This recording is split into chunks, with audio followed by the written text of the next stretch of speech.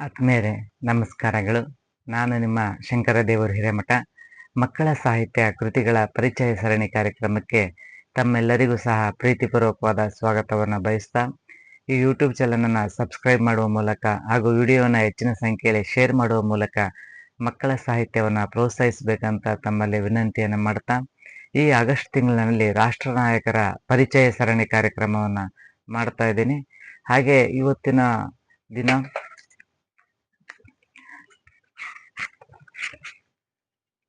ದಿನಾಂಕ ಆಗಸ್ಟ್ 7 ಶುಕ್ರವಾರದಂದು 142ನೇ ಸಾಹಿತ್ಯ ಕೃತಿಯ ಪರಿಚಯವನ್ನು ಮಾಡ್ತಾ ಇದ್ದೀನಿ.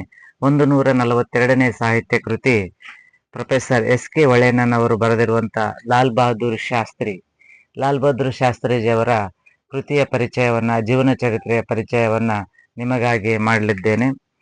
ನಾಡು ಕಂಡಂತಹ, ರಾಷ್ಟ್ರ ಕಂಡಂತಹ ಹೆಮ್ಮೆಯ ಪುತ್ರ, ಭಾರತಾಂಬೆಯ ವೀರಪುತ್ರರಾಗಿರುವಂತಹ ಲಾಲ್ ಬಹದ್ದೂರ್ ಶಾಸ್ತ್ರಿ ಅವರ ಜೀವನ ಚರಿತ್ರೆ ಶ್ರೀ ಶಬಾದಿಮಠ್ ಪ್ರಿಂಟಿಂಗ್ ಪ್ರೆಸ್ ಗದಗ ಅವರು ಪ್ರಕಟಿಸಿರುವಂತಹ ಈ ಕೃತಿ 2011ರಲ್ಲಿ ಪ್ರಕಟವಾಗಿದೆ. ಲೇಖಕರು ಎಸ್.ಕೆ. ಹೊಳೆನವರು. ಬೆಲೆಯನ್ನು 20 ರೂಪಾಯಿ ಬೆಲೆಯನ್ನು ನಿಗದಿಪಡಿಸಲಾಗಿದೆ. ಲಾಲ್ ಬಹದ್ದೂರ್ ಶಾಸ್ತ್ರೀಜಿಯವರ ಒಂದು ಜೀವನ ಚರಿತ್ರೆಯನ್ನು ಒಳಗೊಂಡಿರುವಂಥ ಈ ಕೃತಿ ಮಕ್ಕಳಿಗೆ ರಾಷ್ಟ್ರ ಪ್ರೇಮವನ್ನು ಬೆಳೆಸುವಂತಲ್ಲಿ ಹಾಗೂ ದೇಶಭಕ್ತಿಯನ್ನು ಬೆಳೆಸುವಂತಲ್ಲಿ ಈ ಕೃತಿ ಪ್ರೇರಣಾದಾಯಕವಾಗಿದೆ. ಸ್ವಾತಂತ್ರ್ಯ ಭಾರತದಲ್ಲಿ ಲಾಲ್ ಬಹದ್ದೂರ್ ಶಾಸ್ತ್ರಿಯವರ ಹಲವಾರು ವೈಶಿಷ್ಟ್ಯಗಳಿಂದಾಗಿ ತಮ್ಮನ್ನು ತಾವು ಗುರುತಿಸಿಕೊಂಡಿದ್ದಾರೆ. ಬಡತನದ ಬೆಂಕಿಯಲ್ಲಿ ಅರಳಿದಂಥ ಹೂವು ಇದಾಗಿದೆ. ಸರಳ ಜೀವನ, ಉದಾತ್ತ ವಿಚಾರ, ವೈಶಿಷ್ಟ್ಯಪೂರ್ಣವಾದಂತಹ ಅವರ ವಿಚಾರಧಾರೆಗಳು. ಭಾರತದ ಪ್ರಧಾನಿಯಾದಾಗಲೂ ಸಹ ಅವರು ಸರಳವಾಗಿ ಜೀವನ ನಡೆಸಿದ್ದಂಥ ಕ್ರಮ ಭಾರತದ ಭವಿಷ್ಯದಲ್ಲಿ ಇತರರಿಗೆ ಮಾದರಿಯಾದಂತಹ ನಾಯಕರಾಗಿದ್ದಾರೆ. ಶಾಸ್ತ್ರೀಜಿಯವರ ಕುಟುಂಬ ಬಡತನದಲ್ಲಿ ಇರುವಂತಹ ಕುಟುಂಬ, ಬಡ ಕುಟುಂಬವಾಗಿತ್ತು.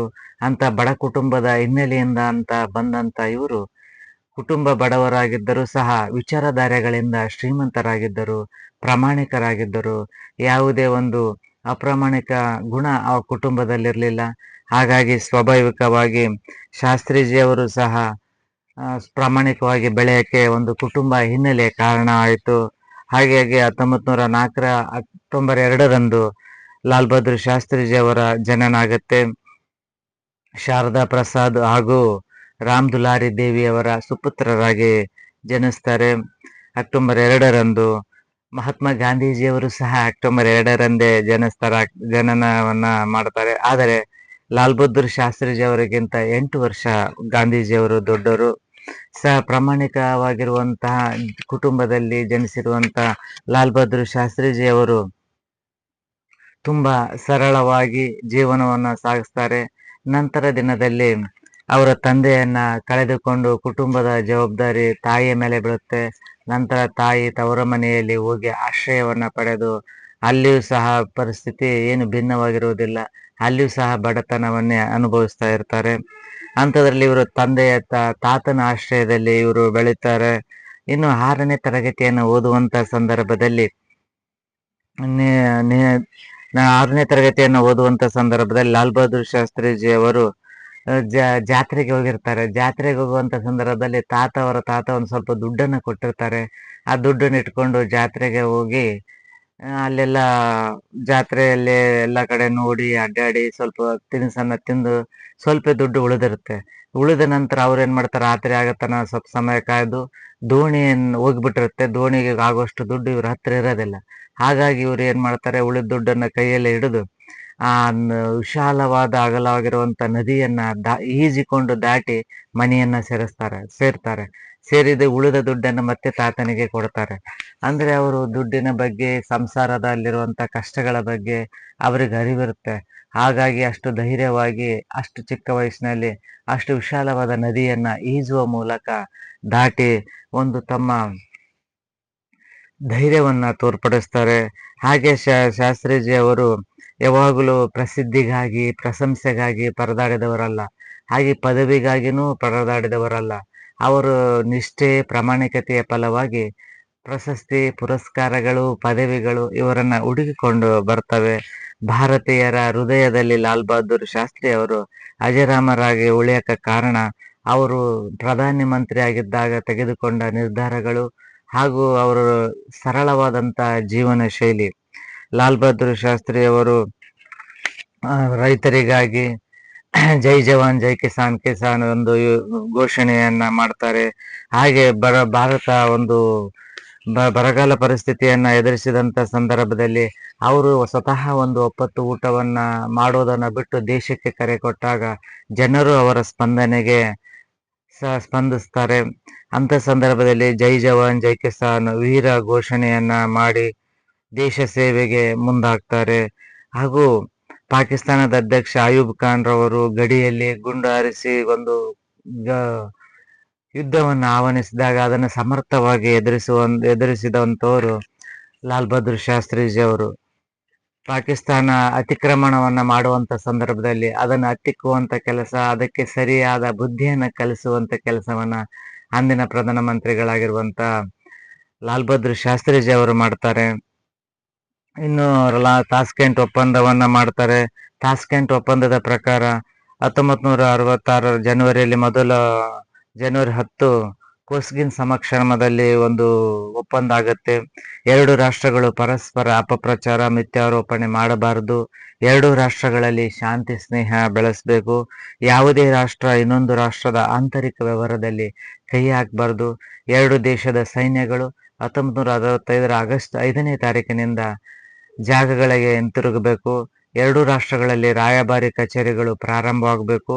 ಯುದ್ಧ ಖೈದಿಗಳನ್ನು ಅವರವರ ಸ್ಥಳಗಳಿಗೆ ಹಿಂದಿರುಗಿಸಬೇಕು. ವಶಪಡಿಸಿಕೊಂಡಿರುವ ಹಡಗುಗಳು ಮತ್ತು ಸಾಮಾನುಗಳನ್ನು ಹಿಂದಿರುಗಿಸಬೇಕು. ವಪಸಾತಿಯ ಬಗ್ಗೆ ಎರಡು ರಾಷ್ಟ್ರಗಳು ಮಾತುಕತೆ ನಡೆಸಬೇಕು.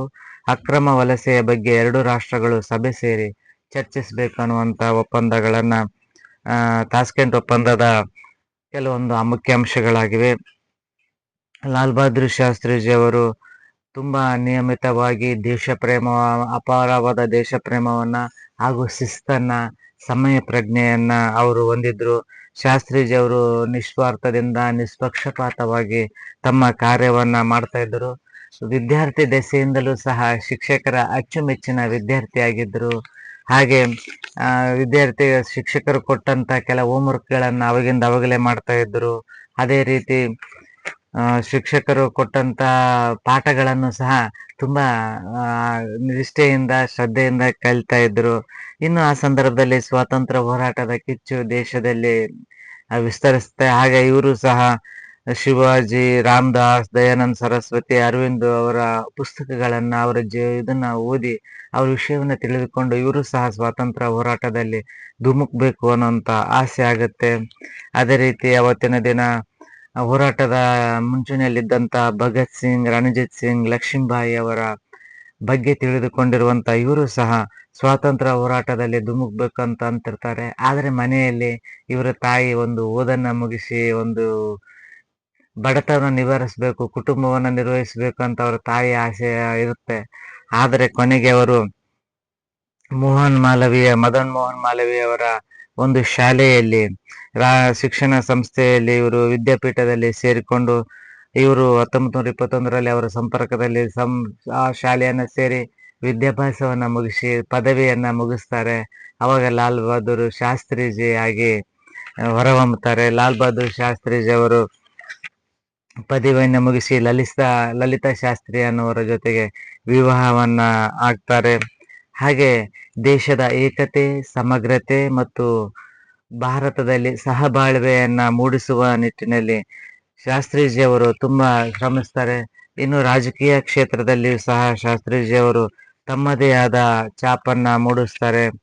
ಕಾಶ್ಮೀರ ಭಾರತದ ಅವಿಭಾಜ್ಯ ಅಂಗ ಅನ್ನುವಂತ ಅಂಶವನ್ನ ಇಡೀ ವಿಶ್ವಕ್ಕೆ ಸಾರಿದಂತಹ ಕೀರ್ತಿ ಲಾಲ್ ಬಹದ್ದೂರ್ ಶಾಸ್ತ್ರೀಜಿ ಅವರಿಗೆ ಆಗುತ್ತೆ.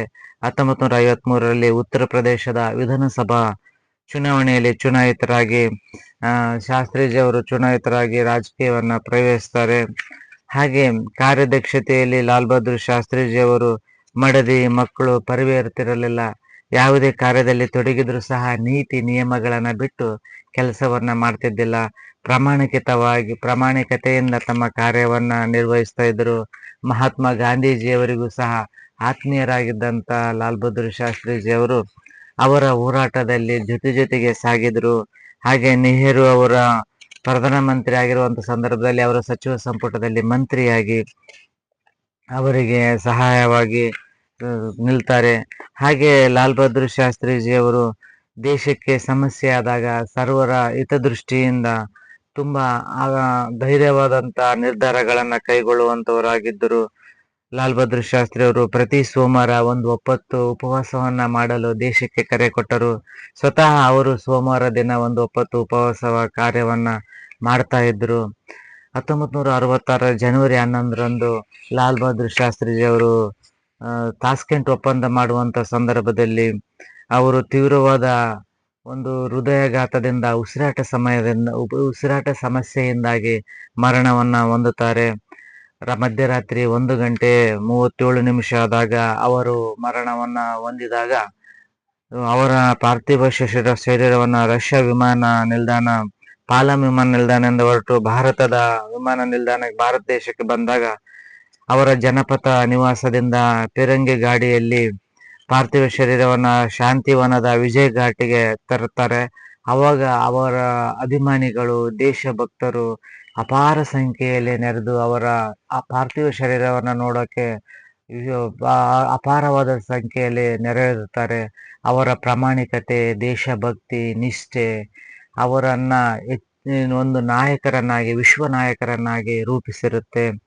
ಲಾಲ್ ಬಹದ್ದೂರ್ ಶಾಸ್ತ್ರೀಜಿಯವರು ಜಾತಿ ಭೇದವನ್ನ ಮಾಡದೆ ಎಲ್ಲರೂ ಸಹ ಒಂದೇ, ನಾವೆಲ್ಲರೂ ಭಾರತೀಯರು ಅನ್ನುವಂತಹ ಭಾವನೆಯನ್ನು ಹೊಂದಿದ್ದರು. ಜಾತಿ ಮೇಲು ಕೀಳು ಎಂಬುದನ್ನ ಅವರು ಸಹಿಸ್ತಾ ಇರಲಿಲ್ಲ. ಎಲ್ಲರೂ ನಾವು ಭಾರತೀಯರು ಎಂಬ ಭಾವನೆ ಅವರಲ್ಲಿತ್ತು. ಹಾಗೆ 1927ರಲ್ಲಿ ಅವಧಿಯಲ್ಲಿ ವರದಕ್ಷಿಣೆ ಪಿಡುಗು ಬಹಳಷ್ಟು ಹೆಚ್ಚಾಗಿತ್ತು. ಹಾಗಾಗಿ ವರದಕ್ಷಿಣೆ ಪಿಡುಗಿನ ವಿರುದ್ಧ ಅವರು ಹೋರಾಟವನ್ನ ಮಾಡಿ ತಾವು ಸಹ ವರದಕ್ಷಿಣೆಯನ್ನ ಸ್ವೀಕರಿಸದೆ ಮದುವೆ ಆಗ್ತಾರೆ. ಹಾಗೆ ಅವರು ಮಗಳಿಗೆ ಕಾಯಿಲೆ ಬಂದಂತ ಸಂದರ್ಭದಲ್ಲಿ ಇವರಿಗೆ ಜೈಲು ಶಿಕ್ಷೆ ಆಗಿರುತ್ತೆ. ಜೈಲು ಶಿಕ್ಷೆ ಇದ್ದಾಗ ಜೈಲರ್ ಅವರು ಹೋಗಕ್ಕೆ ಅನುಮತಿಯನ್ನ ಕೊಡ್ತಾರೆ. ಆದ್ರೆ ಅದು ಕಾನೂನು ಏನಂದ್ರೆ ಜೈಲು ಶಿಕ್ಷೆ ಐತೆ, ನಾನು ಹೊರಗಡೆ ಹೋಗಲ್ಲ ಅನ್ನುವಂತ ಭಾವನೆಯಲ್ಲಿ ಅವರು ಅವಕಾಶವನ್ನ ಸ್ವಲ್ಪ ಸಮಯ ಕೊಟ್ಟಾಗ ಸಮಯಕ್ಕಿಂತ ಮೊದಲೇನೆ ಅವರು ಮತ್ತೆ ವಾಪಸ್ ಬಂದು ಶಿಕ್ಷೆಯನ್ನು ಅನುಭವಿಸ್ತಾರೆ. ಅಂದ್ರೆ ಅದು ಯಾವುದೇ ಕಾನೂನನ್ನು ನಾವು ಮುರಿಬಾರ್ದು ಅನ್ನುವಂತ ಭಾವನೆ ಅವರಲ್ಲಿರುತ್ತೆ. ಪ್ರಧಾನಿ ಆದಾಗಂತ ಸಂದರ್ಭದಲ್ಲಿ ಅನಾವೃಷ್ಟಿ ಆದಾಗ, ಆಹಾರದ ಕೊರತೆ ಆದಾಗ ಅವರು ಒಂದು ಒಪ್ಪತ್ತು ಉಪವಾಸ ವ್ರತಾಚರಣೆ ಮೂಲಕ ಆಹಾರ ಸಮಸ್ಯೆಯನ್ನ ನೀಗಿಸುವಂತ ಕೆಲಸವನ್ನ ಮಾಡ್ತಾರೆ. ಶಾಸ್ತ್ರೀಜಿ ಅವರು ನಿರಂತರವಾದ ಅಭ್ಯಾಸವನ್ನ ಮಾಡ್ತಿದ್ರು. ಮಹಾನ್ ನಾಯಕರ ಜೀವನ ಚರಿತ್ರೆಗಳನ್ನ ಓದುವ ಮೂಲಕ ಅವರ ಆದರ್ಶಗಳನ್ನ ತಿಳಿದುಕೊಳ್ಳುವಂತ ಕಾರ್ಯವನ್ನ ಮಾಡ್ತಾ ಇದ್ರು. ಹಾಗೆ ಸರಳವಾದ ಜೀವನ, ಉದಾತ್ತವಾದ ವಿಚಾರ ಶೈಲಿಯನ್ನ ಅವರು ತಮ್ಮ ಜೀವನದಲ್ಲಿ ಅಳವಡಿಸಿಕೊಂಡಿದ್ರು. ಯಾವುದೇ ವೈಭವದ ಜೀವನವನ್ನು ಅವರು ಕೊಡೆಯ ತನಕನೂ ಸಹ ಮಾಡಲಿಲ್ಲ. ತುಂಬಾ ಸರಳವಾದ ಜೀವನವನ್ನ ಮಾಡಿದ್ರು. ಹಾಗಾಗಿ ಶಾಸ್ತ್ರೀಜಿಯವರ ಜೀವನ ಎಲ್ಲರಿಗೂ ಸಹ ಆದರ್ಶಪ್ರಾಯವಾಗುತ್ತೆ. ಇನ್ನು ಗೃಹ ಮಂತ್ರಿಯಾಗಿದ್ದಾಗ ಆಗ್ರಾದ ಜನಸಂದಣಿಯಲ್ಲಿ ಹೋಗುವಂತ ಸಂದರ್ಭದಲ್ಲಿ ಜನರಲ್ ಬೋಗಿಯಲ್ಲಿ ಸಂಚರಿಸ್ತಾ ಇದ್ರು. ಪೊಲೀಸರಿಗೂ ಸಹ ಲಾಲ್ ಬಹದ್ದೂರ್ ಶಾಸ್ತ್ರೀಜಿ ಯಾರು ಅನ್ನುವಂಥದ್ದು ಗೊತ್ತಾಗಲ್ಲ. ಕೊನೆಗೆ ಅವರು ಸಭೆ ಆಯೋಜಕರು ಬಂದಾಗನೇ ಗೊತ್ತಾಗೋದು ಇವರು ಲಾಲ್ ಬಹದ್ದೂರ್ ಶಾಸ್ತ್ರೀಜಿ ಅವರು ಅಂತೇಳಿ. ಶಾಸ್ತ್ರೀಜಿಯವರು ಯಾವುದೇ ಭೇದ ಭಾವವನ್ನ ಮಾಡಲಾರದೆ ಎಲ್ಲರನ್ನೂ ಸಹ ಸಚಿವಾಲಯದಲ್ಲಿ ಕೆಲಸಕ್ಕೆ ಬಂದಾಗ ಎಲ್ಲರನ್ನೂ ಸಹ ಸಮಾನವಾಗಿ ಗೌರವಿಸ್ತಾ ಇದ್ರು. ಹಾಗೂ ಯಾವುದೇ ಸೌಕರ್ಯಗಳನ್ನ, ಅತಿಯಾದ ಸೌಕರ್ಯಗಳನ್ನ ಅವರು ಆಸೆ ಪಡ್ತಿದ್ದಿಲ್ಲ. ಸರಳವಾಗಿ ಜೀವನ ಕ್ರಮವನ್ನ ಅವರು ತಮ್ಮಲ್ಲಿ ಅಳವಡಿಸಿಕೊಂಡಿದ್ರು. ಲಾಲ್ ಬಹದ್ದೂರ್ ಶಾಸ್ತ್ರೀಜಿಯವರು 1904 ಅಕ್ಟೋಬರ್ 2ರಂದು ಜನಿಸಿ ಪ್ರಾಥಮಿಕ ಶಿಕ್ಷಣವನ್ನ ಕಾಶಿಯಲ್ಲಿ ಹರಿಶ್ಚಂದ್ರ ಪ್ರೌಢಶಾಲೆಯಲ್ಲಿ ಪ್ರೌಢ ಶಿಕ್ಷಣವನ್ನ, ಲಾಲ್ ಬಹದ್ದೂರ್ ಶಾಸ್ತ್ರೀಜಿಯವರ ಪತ್ನಿ ಲಲಿತಾದೇವಿ, ಮಗ ಅನಿಲ್ ಉತ್ತರ ಪ್ರದೇಶ ವಿಧಾನಸಭೆಗೆ 1953ರಲ್ಲಿ ಆಯ್ಕೆ ಆಗ್ತಾರೆ. 1928ರಲ್ಲಿ ಅವರು ರಾಷ್ಟ್ರೀಯ ಚಳವಳಿಯಲ್ಲಿ ಹೋರಾಟದಲ್ಲಿ ಭಾಗವಹಿಸ್ತಾರೆ. ರೈಲು ಮಂತ್ರಿಯಾಗಿ 1963ರಲ್ಲಿ ರೈಲು ಮಂತ್ರಿಯಾಗಿ ಅವರು ಸೇವೆಯನ್ನು ಸಲ್ಲಿಸ್ತಾರೆ. ಪ್ರಧಾನಮಂತ್ರಿಗಳಾಗಿ 1964ರಲ್ಲಿ ಪ್ರಧಾನಮಂತ್ರಿಗಳಾಗಿ ಅಧಿಕಾರವನ್ನ ಸ್ವೀಕರಿಸ್ತಾರೆ. 1966ರ ಜನವರಿ 10ರಂದು ತಾಸ್ಕೆಂಟ್ ಒಪ್ಪಂದದಲ್ಲಿ ಭಾಗವಹಿಸಿ ಒಪ್ಪಂದದಲ್ಲಿ ಸಹಿ ಹಾಕಿದ ನಂತರ ಅವರು ಉಸಿರಾಟ ಸಮಸ್ಯೆಯಿಂದ ಸಾವನ್ನಪ್ತಾರೆ. ಜನವರಿ 11, 1966ರಂದು. ಹಾಗೆ ಮೇಡಮ್ ಕ್ಯೂರಿ ಅವರ ಒಂದು ಪುಸ್ತಕವನ್ನ ಹಿಂದಿಗೆ ಅನುವಾದಿಸ್ತಾರೆ. ದೆಹಲಿ ಬಿಟ್ಟು ಹೊರಡಿ ಅನ್ನುವಂತ ಕೃತಿಯನ್ನ ಅವರು ರಚಿಸುವ ಮೂಲಕ ಸಾಹಿತ್ಯ ಲೋಕಕ್ಕೆ ಕೊಡುಗೆಯನ್ನಾಗಿ ನೀಡಿದ್ದಾರೆ. ಲಾಲ್ ಬಹದ್ದೂರ್ ಶಾಸ್ತ್ರೀಜಿಯವರು ಭಾರತ ದೇಶ ಕಂಡಂತ ಅತ್ಯಂತ ಪ್ರಭಾವಿ ನಾಯಕ ಹಾಗೂ ಅತ್ಯಂತ ಸರಳ ಪ್ರಧಾನಮಂತ್ರಿ, ದೇಶಭಕ್ತ ಪ್ರಧಾನಮಂತ್ರಿ ಇವರಾಗಿದ್ರು. ಲಾಲ್ ಬಹದ್ದೂರ್ ಶಾಸ್ತ್ರೀಜಿಯವರ ಜೀವನ, ಅವರ ವಿಚಾರಗಳು ನಮ್ಮೆಲ್ಲರಿಗೂ ಸಹ ಆದರ್ಶಪ್ರಾಯವಾಗುವಂಥದ್ದು. ಲಾಲ್ ಬಹದ್ದೂರ್ ಶಾಸ್ತ್ರೀಜಿಯವರ ಜೀವನ ಚರಿತ್ರೆಗೆ ಸಂಬಂಧಿಸಿದಂತ ಸಾಹಿತ್ಯ ಕೃತಿಗಳನ್ನ ಮಕ್ಕಳು ತಮ್ಮ ಗ್ರಂಥಾಲಯದಲ್ಲಿ ಇಟ್ಟುಕೊಳ್ಬೇಕು. ಹಾಗೆ ಇಂಥ ಸಾಹಿತ್ಯ ಕೃತಿಗಳನ್ನ ಶಾಲಾ ವಾರ್ಷಿಕೋತ್ಸವ, ಹುಟ್ಟುಹಬ್ಬ ಮುಂತಾದ ಸಂದರ್ಭಗಳಲ್ಲಿ ಇಂಥ ಕೃತಿಗಳನ್ನ ಮಕ್ಕಳಿಗೆ ಉಡುಗೊರೆಯಾಗಿ ನೀಡಿದಾಗ ವಿದ್ಯಾರ್ಥಿಗಳಲ್ಲಿ ರಾಷ್ಟ್ರ ಪ್ರೇಮ, ದೇಶಭಕ್ತಿ ಹೆಚ್ಚಾಗಕ್ಕೆ ಕಾರಣ ಆಗುತ್ತೆ. ಹಾಗೂ ರಾಷ್ಟ್ರ ನಾಯಕರ ಬಗ್ಗೆ ಅವರಿಗೆ ಮಾಹಿತಿ ಸಿಕ್ಕಂಗಾಗುತ್ತೆ.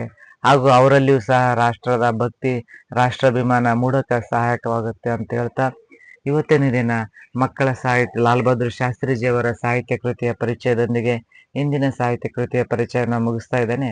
ನಾಳೆ ದಿನ ಮತ್ತೊಂದು ಸಾಹಿತ್ಯ ಕೃತಿಯೊಂದಿಗೆ ನಿಮ್ಮ ಮುಂದೆ ಹಾಜರಾಗ್ತೀನಿ. ಅಲ್ಲಿವರೆಗೂ ಧನ್ಯವಾದಗಳು.